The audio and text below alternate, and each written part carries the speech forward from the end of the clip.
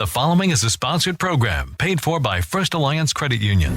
Welcome to Good Money Moves, featuring Jenna Taubel from First Alliance Credit Union and Andy Brownell. Here's Andy Brownell on Rochester's News Talk, 1340 KROC AM and 96.9 FM. Hello and welcome to Good Money Moves. I'm Andy Brownell, along with Jenna Taubel, AVP of Marketing with First Alliance Credit Union.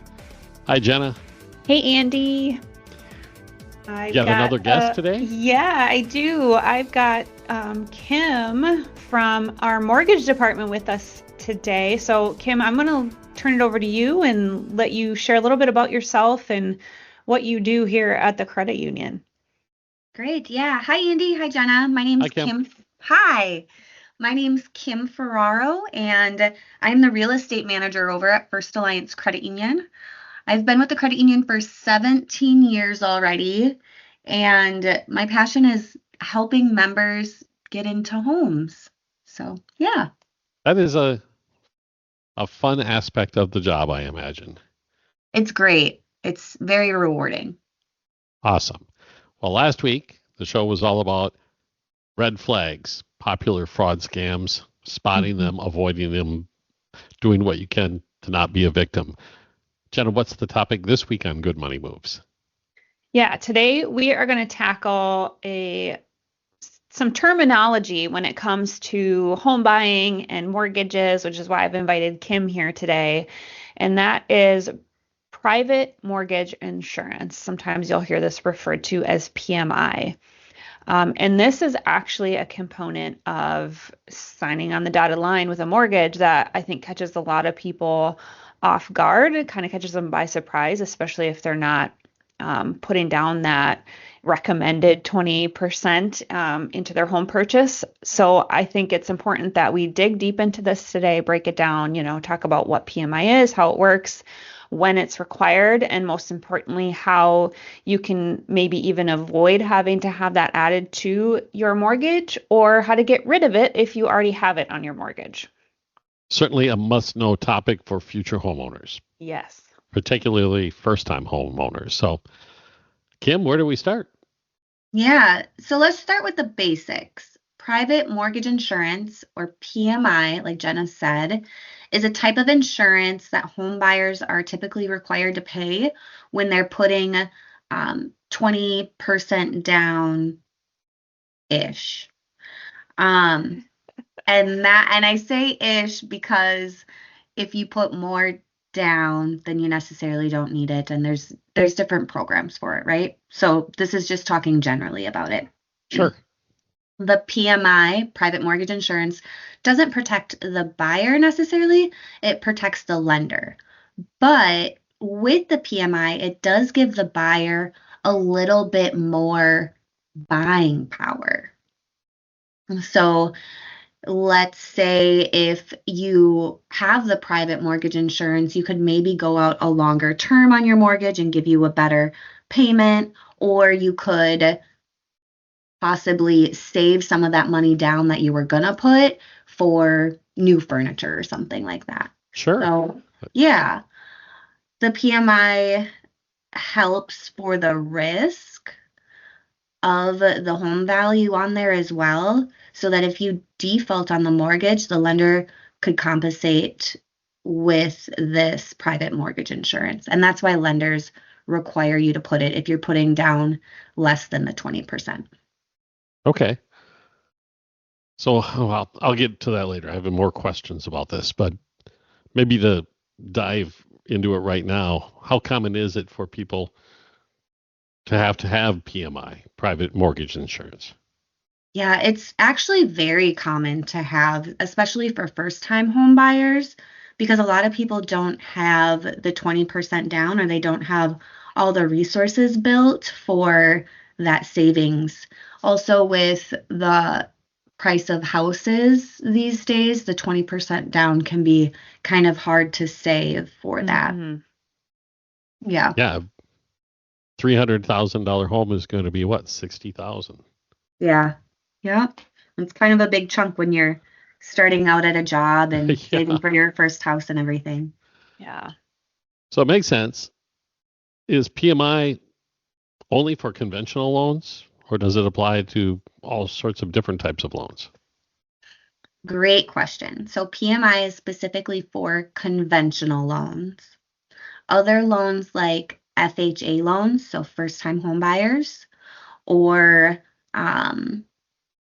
things like that have a mortgage insurance premium. So if you're looking at an FHA loan, you wouldn't necessarily have the PMI, you would have the MIP, the mortgage insurance premium on them, which works very similar. Yep, that's what we had in our first mortgage. And I Yeah. was very happy to get rid of it. So with the PMI, I remember with FHA, it allowed you to only put 3% down. With the PMI for different types of mortgages, it's probably variable, right? Is there a basement level that you reach as far as what a lender will allow you to put down and use PMI?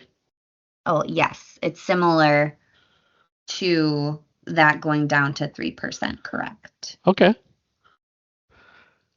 Now we have an understanding of what PMI is.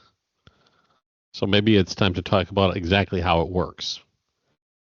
What does it cost and how is it paid for? Yeah, so PMI typically is added to your monthly mortgage payment, and the cost really depends on a lot of different factors, like the amount of your loan, your credit score, and how much you're putting down.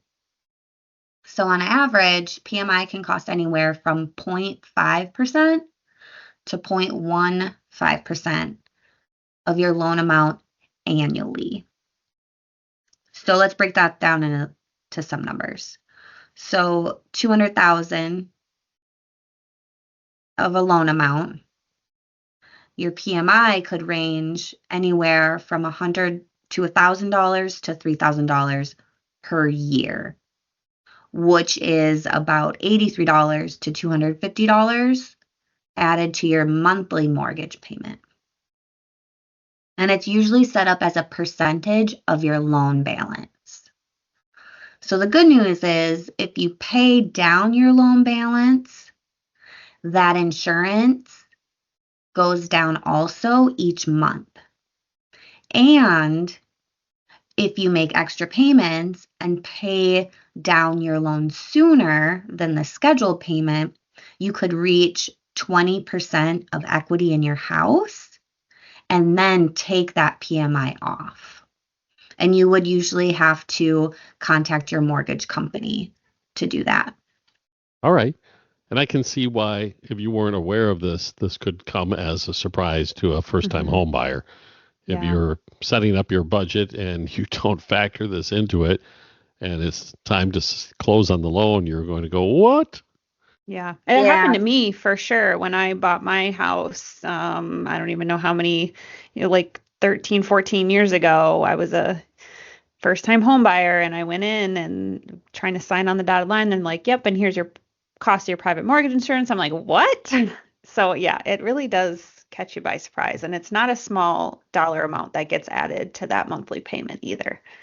Exactly. That's why it's really important to work with a trusted lender. So interviewing different lenders versus just going with someone on the internet or something, so that you can have that clear communication about all of fees for this. I imagine that's one of the initial discussions you would have as a lender. Be aware that this is going to be added to your monthly mortgage bill because you don't have that 20% down payment. Exactly. All right. It's Good Money Moves. It's private mortgage insurance, the topic today, and we'll continue in a moment. Jenna Taubel and Kim Ferraro with First Alliance Credit Union with us this morning on News Talk 1340, KROC AM and 96.9 FM. Good Money Moves continues in moments with Andy Brownell and Jenna Taubel from First Alliance Credit Union. This is News Talk 1340, KROC AM and 96.9 FM. We're talking Good Money Moves with Andy Brownell and Jenna Taubel from First Alliance Credit Union on Rochester's News Talk 1340, KROC AM and 96.9 FM. Welcome back. Good Money Moves. Jenna Taubel and Kim Ferraro, First Alliance Credit Union today, talking about private mortgage insurance, PMI, as it's often referred to. And are all these PMI arrangements the same, Kim, or are there different types of private mortgage insurance? Yeah, Andy, that's a great question. There are actually a few different types of PMI. The most common type is the borrower paid PMI.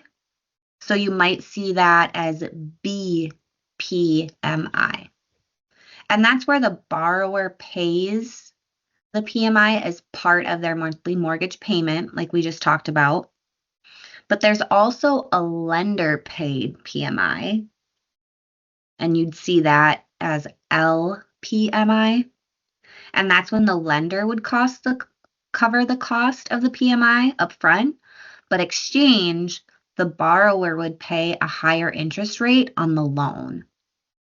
So LPMI can sound attractive because it eliminates the monthly payment for the PMI, but you have to be careful because that's just trading one cost for another, and you could end up paying more for that PMI in the long run. Sure. It's going to get paid one way or the other. Mhm. Exactly. Now, this goes back to the question I was thinking about earlier. And you mentioned that this was designed, the PMI, to protect the lender if the borrower goes into default on the mortgage. Right. So if you go into default, the lender, I imagine, files a claim with the insurance carrier to recover their losses. But you, as the borrower, still suffer all the consequences of not making your payments, correct? Yes, correct. Yeah. So you could still lose your home to forfeiture or whatever it is, but the lender ends up okay. Correct. Yep. That's I just wanted to make clear that people didn't think this was some sort of security blanket for yeah, the and that's borrower. exactly. And that's a great thing to clarify is it is to protect that lender if you don't have that bigger down payment. Okay, so I think we understand how it works now. Maybe we should talk a little bit how you can avoid it because it is a significant cost. Are there ways to get around not having PMI? Yes, there are. The most popular way and easiest way is to make at least a 20% down payment on the house. So if you can do 20% or more, the lender will not require the PMI. But if we mentioned earlier, saving that much can be really hard for a lot of people, especially for the first-time home buyers. If you're not able to save that 20% and you're a first-time home buyer, you can look into those FHA loans, which require a smaller down payment in between 3 to 5%. And then they can work with you on the mortgage insurance premium, which the terms can be a little bit more favorable for some of those buyers. And then also there are USDA loans, which if you're purchasing a home in a qualified rural area, those require a less down payment, or the PMI can be set different for fees and rules as well. Perhaps a way to save a little money. And I think a lot of people aren't aware of those USDA loans. Yeah, and especially in our area because we have so many smaller rural towns that they can qualify in. All right. What if I have the PMI already? I got into my home with a minimal down payment and I'm paying this monthly addition to my mortgage. How do I get rid of it? That's a great question. So the most common way is to reach 20% of equity in the house. So like we kind of talked about before, making bigger payments on that mortgage if possible is a great way to do that. Otherwise, once your loan drops below that 80% of the value, you can request it off. You could also refinance your loan if the value of your home has increased. That could also be an option too. Lenders are actually required by law to automatically cancel the PMI once your loan reaches the 78% too. So if for some reason you forget about it, you can know at 78% it would be taken off by the lenders. So that is if I am making, that's strictly dealing with the payments I make towards the mortgage. That has nothing to do with increased valuation of the home over time, correct? Correct. That's when the refinance would take in place. So if the increased value of your house goes up and you think that it's going to be enough to take that PMI off, you can refinance it. The one stipulation that people have to know is with refinancing, you still have to pay all of the fees of that mortgage again to get it reprocessed. Sure. So you have the closing costs and all of that. Correct. Yep. So you just want to be aware of how much you'll really save to do that. I know in my circumstance, we had a rate that was, even if you look at today's rates, it was much higher. And as rates continued to fall and home values continued to rise, it was a no-brainer in our situation to go and pay for the closing costs and refinance, because not only did we get rid of the private mortgage insurance, we got rid of, or we were able to shed that high interest rate as well and save money on that. I imagine in today's circumstances, that's also becoming more commonplace. Yeah. Yep, it is. And that's something that you'd want to talk about your lender with too, with even the interest rates as well, because we wouldn't want to refinance for a rate that you wouldn't save anything on either. Absolutely. Okay, we'll take a quick break, come back and talk a bit more about private mortgage insurance, the awareness of it, what it costs, how to get rid of it, with Kim Ferrero and Jenna Taubel, First Alliance Credit Union on News Talk 1340, KROC AM and 96.9 FM. Good Money Moves continues in moments with Andy Brownell and Jenna Taubel from First Alliance Credit Union. This is News Talk 1340, KROC AM and 96.9 FM. We're talking good money moves with Andy Brownell and Jenna Taubel from First Alliance Credit Union on Rochester's News Talk 1340, KROC AM and 96.9 FM.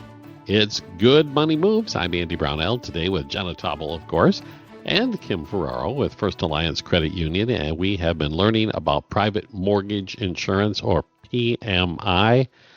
And perhaps, Kim, this would be a good time to talk a little bit more about the financial impact of PMI. How does it really affect the overall costs for the homeowner? Yeah, so PMI can definitely add up over time, but it's really important to keep things in perspective. While PMI does increase your monthly mortgage payment, it also allows you to be a homeowner sooner. Yep. So if you're paying $100 per month for that PMI, that's $1,200 per year. But if home prices in your area are increasing, you're building equity even while you're paying that PMI.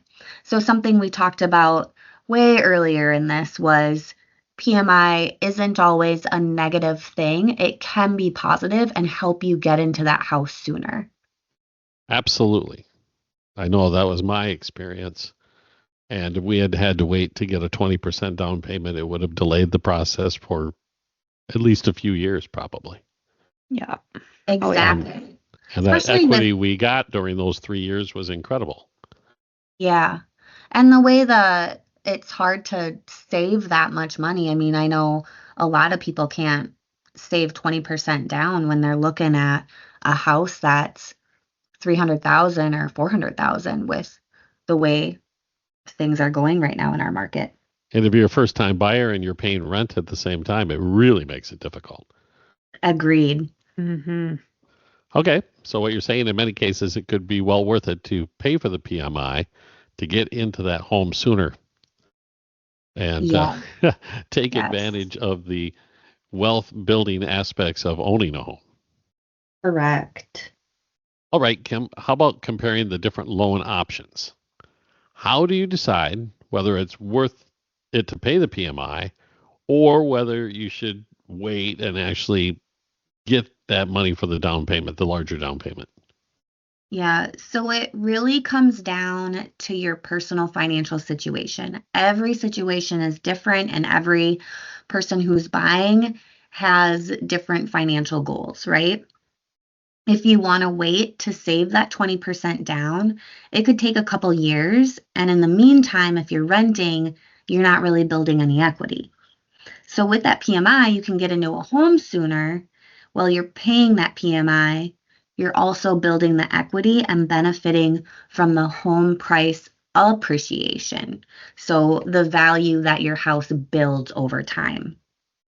And there's not like a one size fits all answer for all of the PMI situations. And that's why it's really important to know about PMI, because there's different options for that. So you have different insurance options for like cars and different things like that. There's also different options for PMI as well. So it's important to talk to your lender about that.